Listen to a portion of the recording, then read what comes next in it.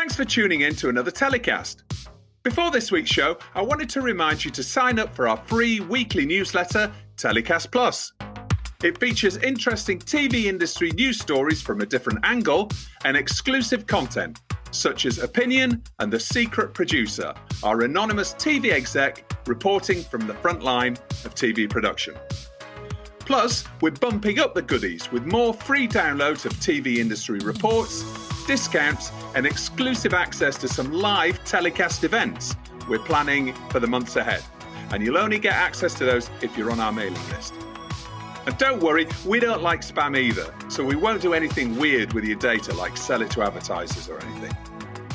Just sign up at our website by searching TellyCast on Google or visiting telecast-podcast.com. Thanks a lot. TellyCast, the TV industry news review. What's in store for attendees at September's New Europe Market, one of the first TV industry market events to return post-COVID? And what are the latest key executive moves in the global content business? On this week's show, I'm chatting with Sanja Božić Ljubičić, CEO of Pickbox TV and Mediavision, producers of New Europe Market, the forthcoming Dubrovnik event, and Richard Middleton, editor of Television Business International. It's all coming up on this week's TellyCast. My first guest on this week's show heads up New Europe Market, the most important annual event in the Central and Eastern European TV industry calendar. Welcome to TellyCast, Sanja Božić Ljubičić. Thank you for inviting me. Not at all. Great to have you on the show, Sanja. We're only a few weeks now until New Europe Market, or NEM as it's known, in Dubrovnik. How are things shaping up for one of the first real-life TV markets since the pandemic struck? Yeah, well, we're still a bit scared. Although everything is sold out, people really do want to meet in person, finally. So everybody's coming. I thought it was going to be me and my 20 closest friends, but no such luck. Everybody's coming. Everybody wants to come because in the end, it is Dubrovnik. So it's the best possible that can be in the world.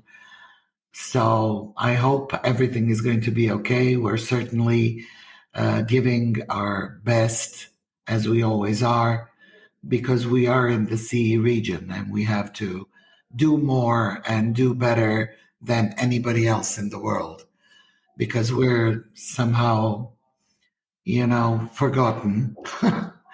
But since we do have Dubrovnik, it's a different story. Obviously, the event is focused on the Central and Eastern European region. It's the only major event that really does so. I've never been to NEM. This is the first time I'm going to be coming along, and I'm sure a lot of our listeners are familiar with it. But for those who aren't, can you give us a bit of background on the history of New Europe Market and how it came to come together? Sure. Since I'm all my life been in the media, I went to a lot of markets. I went twice to Cannes in April and in October. And I thought, oh my God, we have Dubrovnik. Nobody else has that. So why don't I try and make it work there? Nobody from this region thought it could be possible. But it was a success from year one, which was 2013. It was a huge, huge success. And from being focused on the CE, we became focused on the world. I remember that at 2019, we had a television from Jamaica, and I thought, oh my God, what are these guys doing here? And then the first thought that comes to my mind is we're all global nowadays.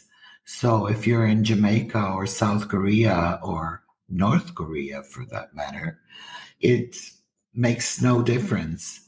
You're just with the people you want to hang with, and you can always learn from each other and develop in ways that you might not think were possible before. You're right. It is a global industry now, isn't it? Very much a global industry. Yeah. And I'm constantly surprised when you see content coming from Turkey, for example, doing really, really well in Latin America.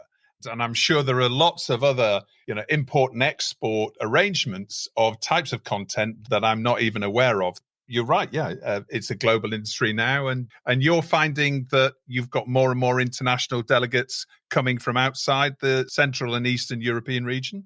Well, we've had them from year one because the channels are mainly in the UK. The streamers are mainly in the US, or were at that time. And we've had them all. We also, since we own two other companies, one is Media Translations, that's subtitles. The other is Pickbox, which is an SVOD. And Pickbox buys a great deal of content from everybody. So we have a nice cooperation with CBS. They always send talent and wonderful people to NEM. And they're based in the US. So if we talk about NEM, I can no longer, in my right mind, say it's just for the CE. It started for the CE. It became global. It's not as huge as MIP in Cannes because they still have us for at least 60 years because they're 63 years now. We're not.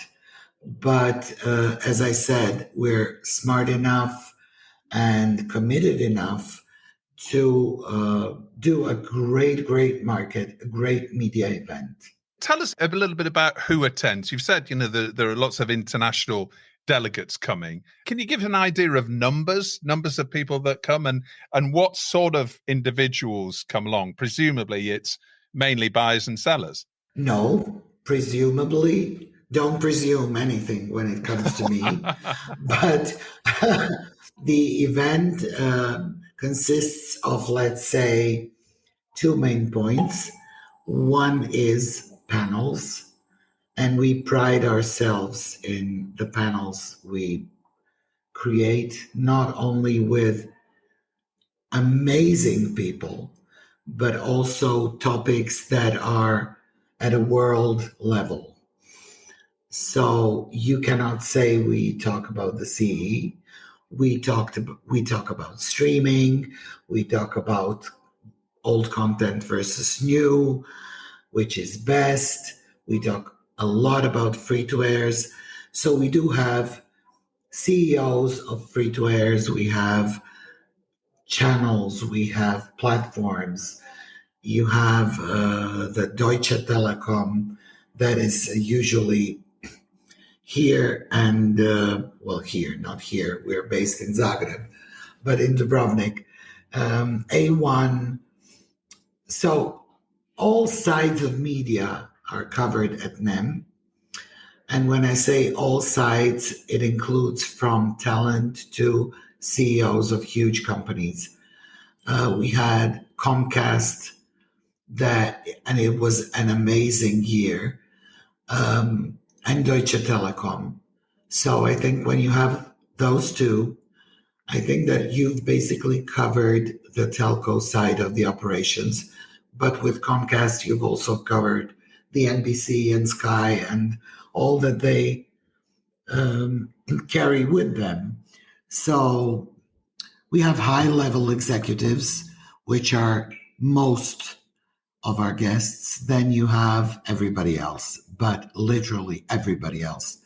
It is not, I'm telling you, as huge as MIP. We don't have like 10,000 people, but we do have 1,000 to 1,500, which is for us huge. No, well, it's certainly a substantial size event, and it looks fantastic. I have to say, on your website, which will incorporate a link into the episode description on the podcast, so everybody can go and take a look. But after so long without having physical markets, have you found that the demand to get together physically for the industry, have you found that tickets have sold quicker this year? Do you think there's a lot of anticipation about being able to get together in person? Oh, yes. We had no problem. When I say problem, I was even, because I'm never politically correct, unfortunately, but I was even saying when people told me, you'll have to tell somebody, and I was like, no, I'm not telling anybody anything after 8 years. I'm not. If they want to come, they'll come. I'm not going to urge anybody to come. What happened was it's sold out. Everything is sold out. You can't buy a ticket to NEM Dubrovnik right now. Well, tickets you can always buy because tickets are a thing of numbers. What is sold out is it's easier. We're usually in a hotel, and the hotel is, for me, the best one, at least for our needs. It's the Palace in Dubrovnik. If you want to sleep there, now you cannot anymore because everything is sold out. If you want to sponsor anything, you cannot because all the sponsorships are gone. So in terms of buying tickets, there's no problem there. People can always buy tickets and that's never closed. But in terms of rooms, in terms of sponsorships, or in terms of even smaller events, it's not possible anymore. Oh, well, that gives us a real feeling of, of how keen people are to come together. They're very keen. Exactly. Obviously, this is the first NEM Dubrovnik since 2019. How did you cope in 2020 without a physical event? Because obviously we've spoken to lots of different key markets and the producers of key markets over the last 18 months or so of TellyCast, and everybody had to go virtual to keep their brands alive and keep people engaged and keep people connected in some way. How did that work for you last year? Well, it wasn't the same, obviously, but we created something we call the NEM network. So we worked there. We did the same things we would do if not being virtual, if being there at the event. But it's definitely not the same. We liked it. Everybody liked it. It was like, if I cannot have what is the best, I'm going to have the second best, which for us was the NEM network. But it's really not the same. Everybody's fed up with the Zooming, with the Teams, with Slacks, and with all of the where we all look like people in the Muppet Show, where it's 7 or 8 people there. It's a Muppet Show. And then nobody says anything.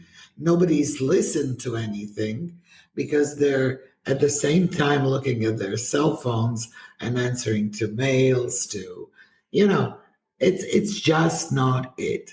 We're people. We're not, robots, although some people would like us to be, but we're not. So a friend of mine who works at Nova TV here in Croatia asked me, are people going to be hugging at NEM or kissing at NEM this year? And I'm like, I don't know, because everybody is vaccinated. All of the media, as I know it, they're vaccinated. They do have the COVID passports. We have the testing in place. So, and this NEM is going to be different in the perspective of we had always a panel room, which was very nice, closed, and people went in and listened to what they wanted to listen to. This year, everything is going to be in the open. Even the panel room is going to be half open because of COVID. COVID is something that is awful, that hit us all, and we just have to learn to live with that. So what we're going to do at this NEM is we're going to have all the screenings in the open. Right. So all the panels are going to be in the panel room, but half open with the air conditioning working, because the air conditioning is very much needed nowadays. We're all seeing high temperatures, and Dubrovnik especially. But everything is going to be half open. If not half open, then in the open. So we have to adjust, but if you can adjust, that's, I think, for all our benefit. We need to somehow, we first need to get vaccinated, all of us. I heard some people calling the vaccination experimental, which I think is really crazy. Everything is experimental in all of our lives. So we should listen to the guys that know more than us. Yeah, absolutely. I mean, so just in terms of the COVID protocols then, so everybody that's attending, they need to be double vaccinated. Is that right? Yes, they need to have the COVID passport, or they need to do the test there. If they don't have the COVID passport, we'll arrange for the COVID tests. They'll be tested. If they're not positive, let's say it that way, then they can enter the event. That's right. It. Okay, and most of it is in the open, as you say. So it's almost like an open air market. It is. It is. It was a challenge, but we managed to do it. Very good. And how about for international travelers? I mean, I guess it differs with different countries, and it's all quite complicated now. But I've been checking on the UK government website and looking into what you need to do to come into Croatia. And for what I can see, you need a lateral flow test, I think, within 48 hours of flying. Exactly. So you need to do that. And Croatia is also on the green list. Is that right? Into the UK now? Yes, it's right.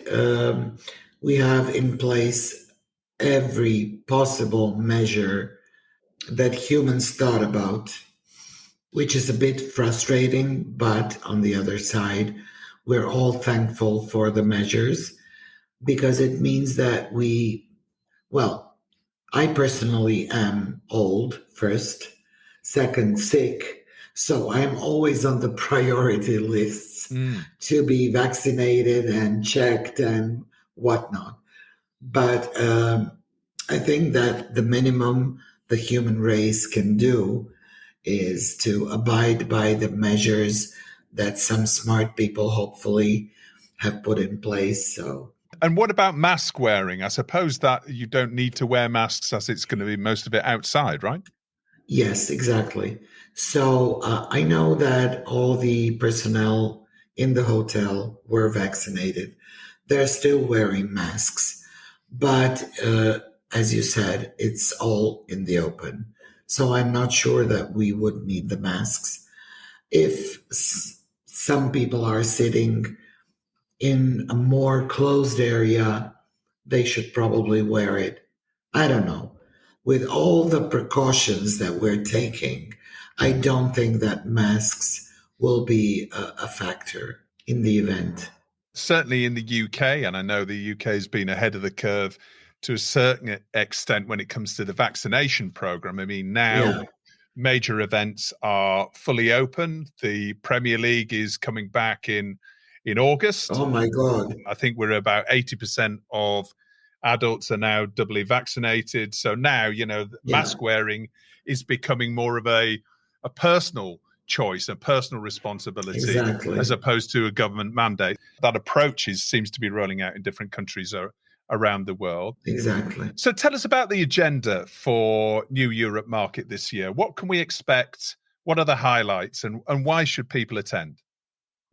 Well, sports is one of the highlights. I think that we're going to have a very interesting sports panel with DAZN coming. And I think that we have a keynote from DAZN also, for which I'm very grateful, because in the area that we live in, a lot of changes have been made in sports. I think a fresh eye and such a huge company is going to put a new perspective on what we need and want to do here in this region regarding sports. So this is something I'm certainly going to watch. That was my idea, and that was my wish to have that panel. So on that panel, you'll have the Croatian Telecom, which is a part of Deutsche Telekom, but also A1, which is A1, yeah. Mm-hmm. So, and it's going to be, I think, very interesting to see different thoughts on Premiership and, I don't know, sports, but I know that it's a huge fuss about it. And not only, I know that Sky Italy lost something to the zone, I think.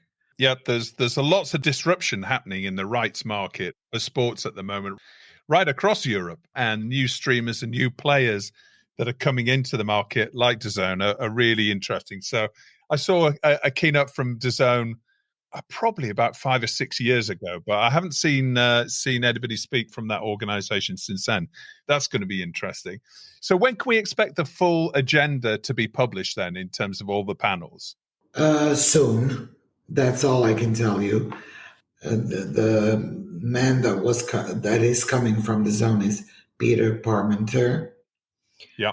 And he is a business development, so I expect him to tell somebody what they're going to do next. I expect. And then a panel that is really dear to my heart is mostly the free-to-airs from the CE region that will talk about global platforms, believe it or not, old content versus new, which is always the question that we all ask ourselves. Do we use on the platforms an amazing new content that you need to show to people in a different way and spend a lot in marketing? Or do you use a well-known show that everybody loves and has seen? So this is going to be also very good. But the agenda is coming out soon. You'll have it. You touched on a couple of your other companies, Sanja, earlier on. One is Media Translations, and the other is Pickbox. Now, Pickbox is an SVOD, so you own and operate an SVOD yourself for the Balkan regions. Tell us a bit about that. It's an amazing platform, and we're very well distributed throughout the region.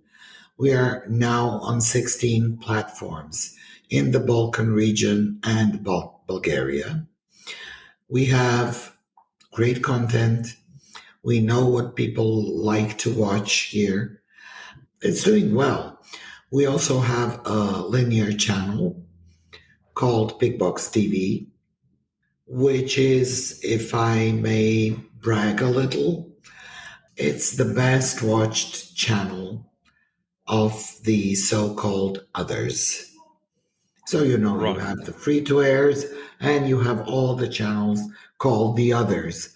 So we're usually the first and best watched among all those channels. So we must be doing something right. It is very hard. It's not something that the Balkan region is used to, the SVODs, I mean. The channels, yes, but the SVODs, no. Out of all the channels, I think we have all of them. But SVODs, we have Netflix, obviously. We have HBO Go, HBO Max coming, and Pickbox, and that's it. No Disney? No. You don't go there. Oh, right. Don't go there. So, no Disney, because the Balkan region is not very interesting to the global streamers. Netflix maybe is the most watched because they're also doing subtitling, which is, if you want people to watch you, subtitling is something you need. So Pickbox, in a very small territory of 28 million people, subtitles in 5 languages. And that is unimaginable to any global streamer, because in Serbia, they're not going to watch Croatian subtitling, and vice versa. And it happened 30 years ago. What can you say? It is as it is. There are obviously divisions in the Balkan regions, but when it comes to TV and SVODs, you need to treat these as 4 or 5 different markets now and pay attention to the different country protocols, if you like. Yeah. Of course, because in the Balkans now you have 6 different states for 30 years. So it's normal that every one of those states has their own language, their own thingies by which they go. And Bulgaria is the 5th for us. And we're lucky to have media translations because we just do it in an easier way. But Amazon is not coming that soon. Disney Plus, I don't know when. I think they're a bit late because they have a lot. They have more than 90 plus years of content. So they probably need a lot for subtitling. But they still have some bigger territories to come to and to do the subtitling / dubbing, whatever they do. The Balkans is somehow always the last. Yeah. But as you say, 28 million people, it's still a relatively sizable market. So tell us about Pickbox in terms of the content that you feature. Who's your target market? Is it very wide family audiences, or are you looking at younger or older demographics? And what sort of content will you be looking for at NEM Dubrovnik? We work with literally everybody. Are lucky to, as I said, I'm old, so I know a lot of people. And we do know all of the content providers and consider them friends. Friends not only in business, but in life also. And what we do with Pickbox is we try to incorporate as many UK content as we can, because Yugoslavia and later on Croatia, especially Croatia, was known for its love and knowledge of the UK market. So we know Fools and Horses, we know Prime Suspect, we know all the shows that you need to know. So we have most of those. We love the UK content and the talks of the European Commission. They want to exclude UK as a European content. I don't know how they called it, but that means that we probably have to exclude from Europe Norway, that we have to exclude Turkey, that we have to exclude Serbia, that we have to exclude a lot of countries that have content and are on the European territory. So we're all against it. We have a lot of Scandi shows. So I don't see the European Commission saying, oh, you have a Norwegian show. It's not European content. So you cannot use it when presenting the percentage of European content on your platform. So I'm not happy with that. Nobody is. We do have a coalition that consists of Netflix, Sky, Discovery, some German platforms, but these are the, let's say, biggest players. Pickbox is also there, and we just recently discussed it, and we think that if a territory is a European territory, then its content should definitely be and count for on the platforms that we use. Yeah, that's the European Content Directive. And we spoke about that on a couple of recent shows. And the UK is Europe's biggest producer of film and TV programming. So it's obviously a big issue that's yet to be resolved. So tell us about the market in Croatia right now, Sanja. So the country has had a terrible time in the last few months with the pandemic, and also the earthquake at the end of December as well was something that made international news. Is Croatia starting to bounce back a little bit now? Well, it's better, although we didn't have just the earthquake in December. We had the first one on March 22nd, and it was in Zagreb. It was a huge one.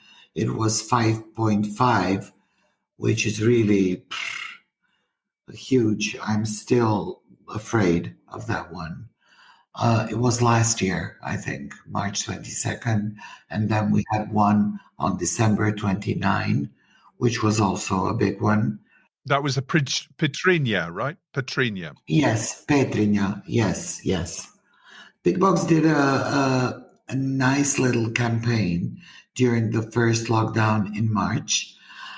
We called it Save the World from Your Couch. We gave it all for free. It was a strange time. We just said, we don't care. Just watch, enjoy, and keep mentally healthy. That was the thing we wanted to achieve with this campaign. We didn't want, there was nothing standing behind it. Like, we didn't want to gain viewership. We didn't want to, nobody was thinking about that at that time. It was just, we all have to give what we have. And what we had was Pickbox. So we made it free for all of the countries, for everybody to watch. And it was a nice gesture. I think that the newspapers said that it was probably the best campaign done at that time. And but we didn't do it for that. We didn't want to be first or most watched or anything. We just wanted to give what we had. And I personally think it was a huge success. I liked it. I liked the way people responded to it. And it was good. It shows you how people come together in face of adversity, but we all unfortunately quickly forget. I think that's a really interesting campaign, because obviously we saw SVOD and AVOD, but all viewing figures go through the roof, right, in the pandemic. And obviously we've seen the likes of Disney Plus pivoting to, just in time and bagging a lot of subscriptions around the world, as did Netflix, as did all subscription services. So it's an interesting approach to actually say, well, you know what, it's free. So I'm sure that will hopefully benefit you in the longer term as well. Now, very nice gesture. I don't know. In all sincerity, there wasn't one thought that was behind it. It was just, let's give them what we have. Not much, but at least they can watch it from the couch and save the world, not go out. Yeah. Sanja, New Europe Market, when's it happening and where's it happening? Okay, it's happening from the 6th till the 9th of September of 2021 in Dubrovnik. I hope to see you all there. I'm a little bit afraid, but still, I hope to see you all there. Don't hug me, don't kiss me. I love you. But very nice to see you all. Yeah. Okay. Well, I'm sure that everybody feels the same way. As you've had such a strong response, then I'm sure people are really keen to see you in person again soon. Sanja, thank you so much for your time. It's lovely to speak to you. And thank you. I will see you myself at the beginning of September. I look forward to it. Oh, my God. I promise not to hug you. Thanks for coming on TellyCast. Thank you so much. Thank you. Bye.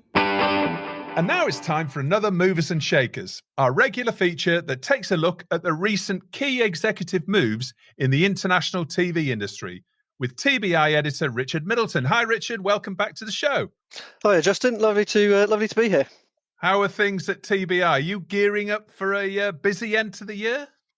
We are indeed, yeah. We're normally used to a bit of a semi-lull in July, but this year seems to have been quite different with all the pandemic-related effects on the sort of normal rhythm of the industry. So yeah, we've got lots of things on the go. We're back to doing print magazines with events sort of coming back online. We're doing August, September magazine, so we're deep into that one. We've got the MIPCOM bumper edition that's going to hit the stands hopefully down in Cannes as well. So yeah, busy times at TBI.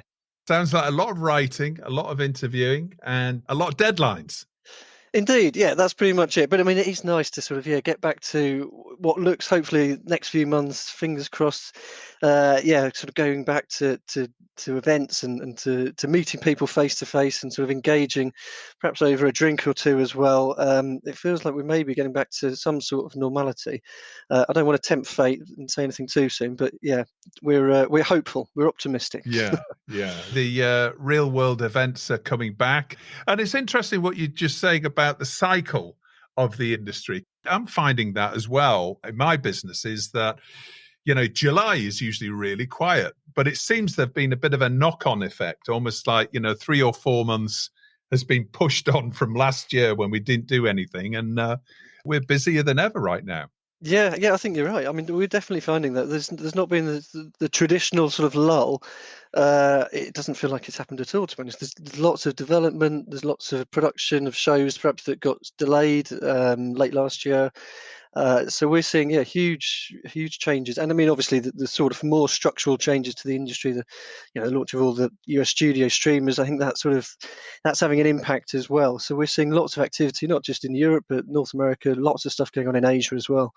So yeah, fingers crossed, we've got a busy but productive 6 months ahead of us. I'm going to be taking a break from TellyCast for the month of August.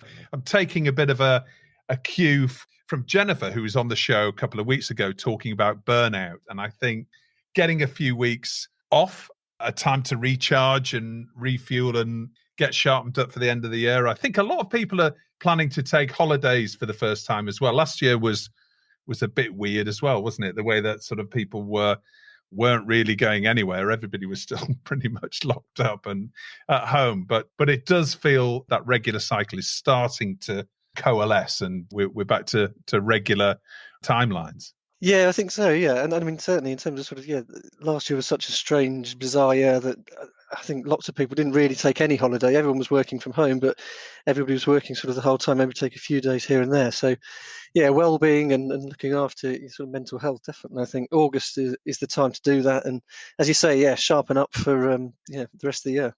Well, before we do that though, it's great to have you back on the show for Movers and Shakers, talking about the recent TV industry executive moves that have been going on. And there's been quite a few of them over at Netflix. An interesting few weeks over at Netflix. I mean, obviously, we've seen the sort of the US studios have been restructuring left, right, and centre over the last year, but Netflix has quietly been doing some restructuring of its own, and this week brought a few new hires. So they've snagged a couple of execs from ABC over in the States. So hired Director of Comedy Development Amanda Barkley as their Director of Original Comedy Series. So, underlining Netflix's attempts to sort of, hire, top line execs and expanding that comedy interest as well. So Barkley's taking over from a chap called Robert Prince, who is leaving the company. She's the first major appointment since Tracy Pacosta took hold of the comedy team. So it will be interesting to see what happens there. In terms of Barkley, I mean, she's been with ABC. She was with ABC Signature, to be specific. She'd been there for about a year, worked on all sorts of shows,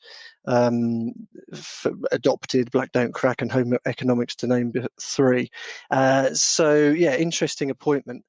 I think it sort of speaks to the interest that we're seeing from Netflix in sort of really bumping up its exec numbers. I mean, they've also hired another ABC Studios exec, ABC Signature exec as well, actually, Lisa Lang McMullen. She's going to be Director of Drama Development over at Netflix. And again, I mean, these are interesting appointments because Lang McMullen, for example, she'd been with the Disney-owned studio for, I think it was more than a decade. Started out in comedy, worked on shows such as The Neighbours and Gallivant. And then since then, she's been on all sorts of top-line shows. So we've seen Godfather of Harlem, Little Fires Everywhere, even Mighty Ducks, Game Changers for Disney Plus.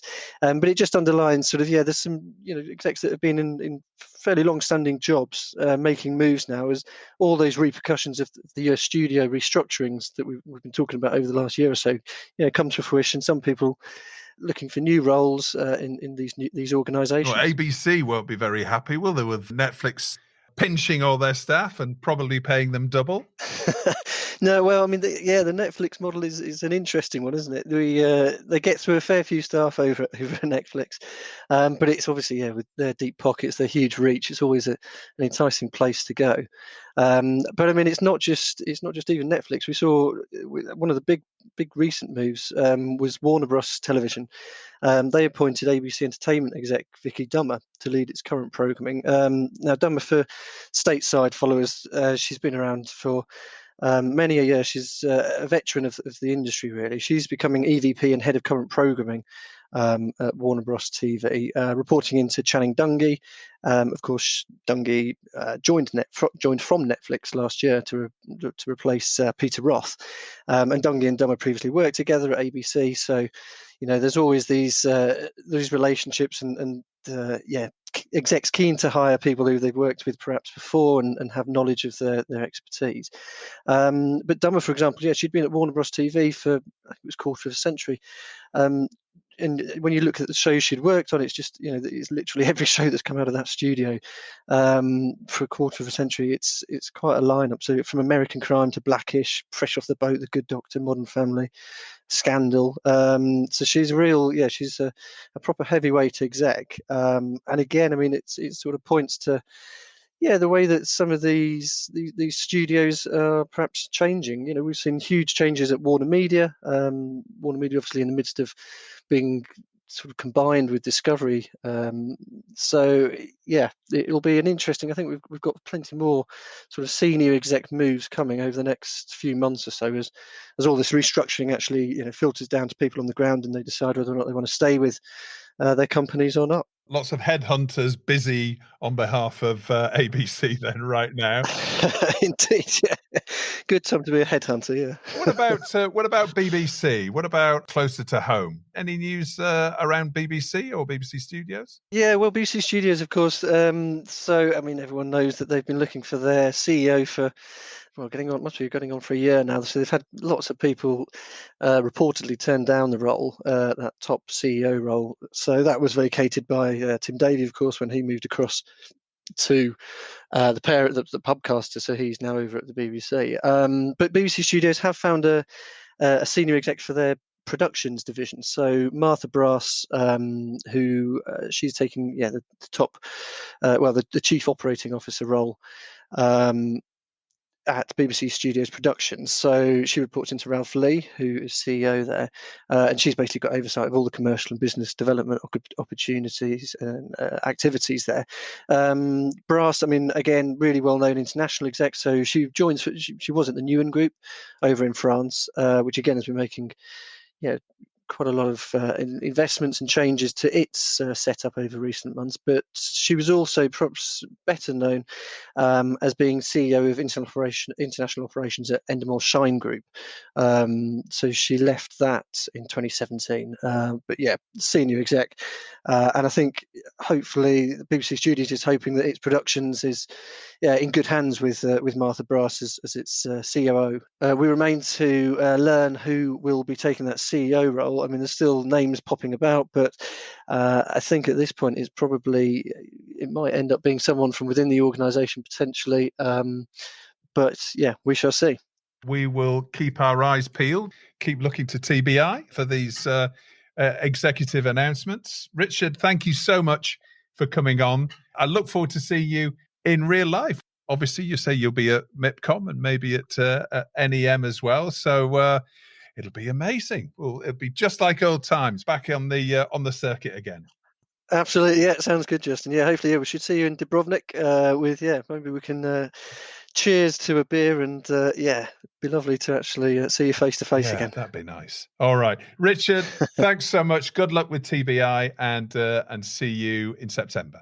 Pleasure. Take care. Cheers. Well, that's about it for this week's show. As always, thanks a lot for listening. Don't forget to rate and subscribe to TellyCast and share it with friends and colleagues so you don't miss an episode. This week's show is the last in this season. Yeah, we're taking a short break after 69 episodes to recharge and reset before what looks like being a really busy last quarter of the year for the TV industry. But don't worry, we'll be back on Thursday, 9th of September with more great guests, some big industry names, event reports and more. And we'll be rolling out some new ideas for the show and revealing some of our plans outside of the podcast. But in the meantime, why not sign up for our free industry newsletter, TellyCast Plus? It's packed with interesting TV industry stories of the week you might have missed, downloadable reports and surveys, and exclusive insight and opinion. And it's all completely free. Just visit our website to sign up at telecast-podcast.com. Don't forget, you can also follow us on Instagram, LinkedIn, and Twitter. TellyCast was edited by Ian Chambers and recorded in London. So until September, have a great summer. And as always, stay safe.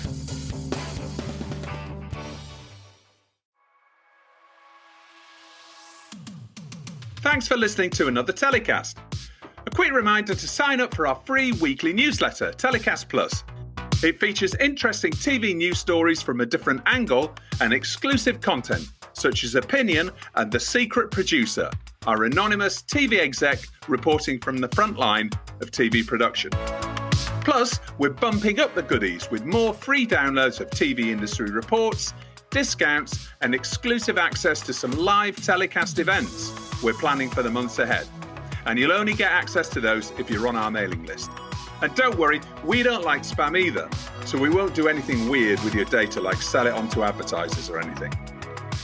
Just sign up at our website by searching TellyCast on Google or visiting telecast-podcast.com. Thanks a lot.